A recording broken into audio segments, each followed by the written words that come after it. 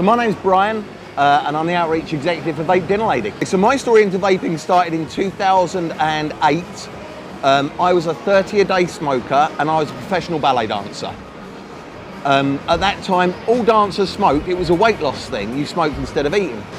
But I'd got to the point where I was kidding myself that I liked smoking.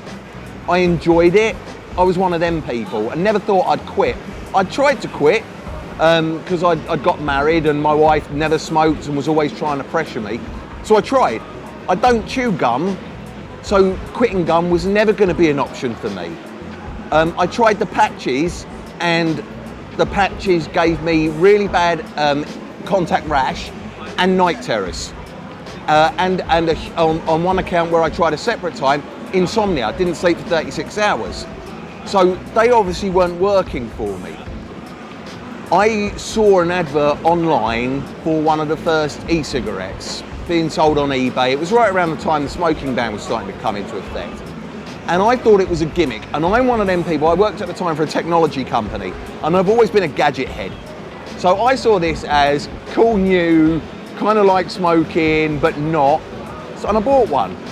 And it was instantaneous. Day one of picking up my first ever, really bad, I even remember it was a DSE 901 auto battery pre-filled carton light off.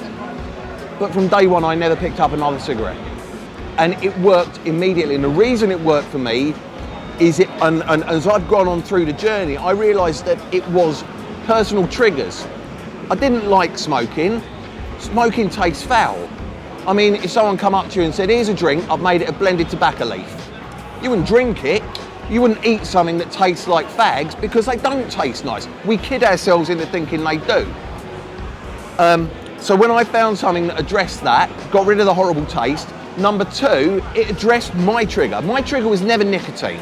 And I think that's something that's a fallacy in our industry, is that you need really high strength nicotine or you need this 50 milligram salt nicotine to work, to actually convert.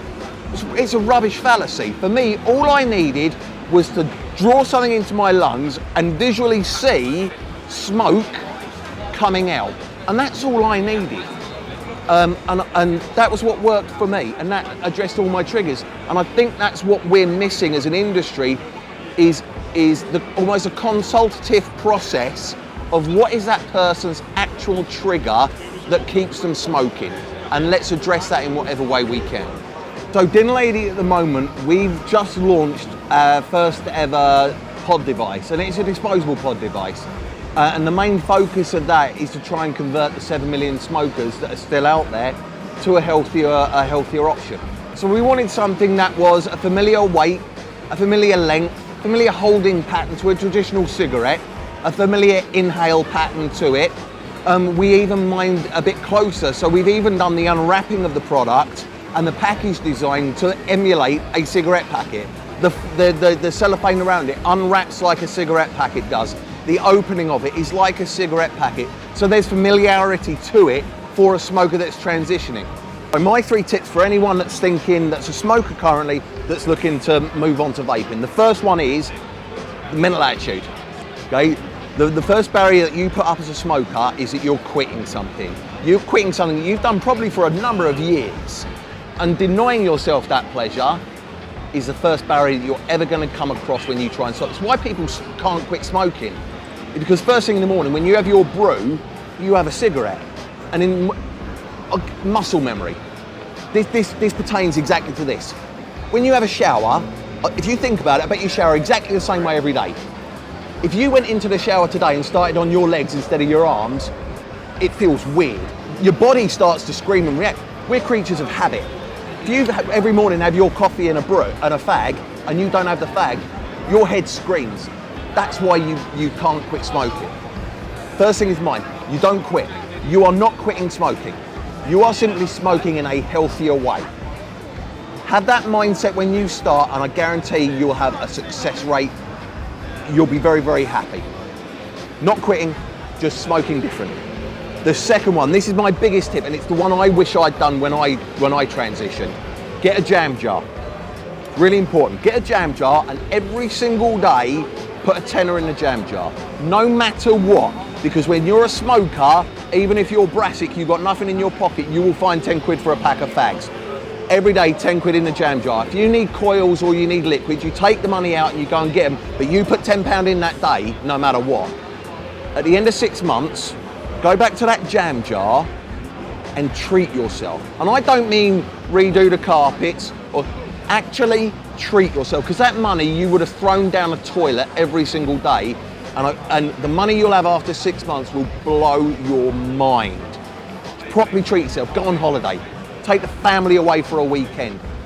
That will convince you that what you're doing is the right thing. And my third and final tip for anyone that's looking to transition is, before you start, think about what actually makes you smoke. And it's very hard, it's not an easy thing, but actually think about it. For me, the act of breathing in and seeing something come out of my mouth was my trigger. If I did that and I could see vapor, I was happy and satisfied. It didn't matter whether it had nicotine in it or not. For some people, it might be different. For some people, you might need that throat hit.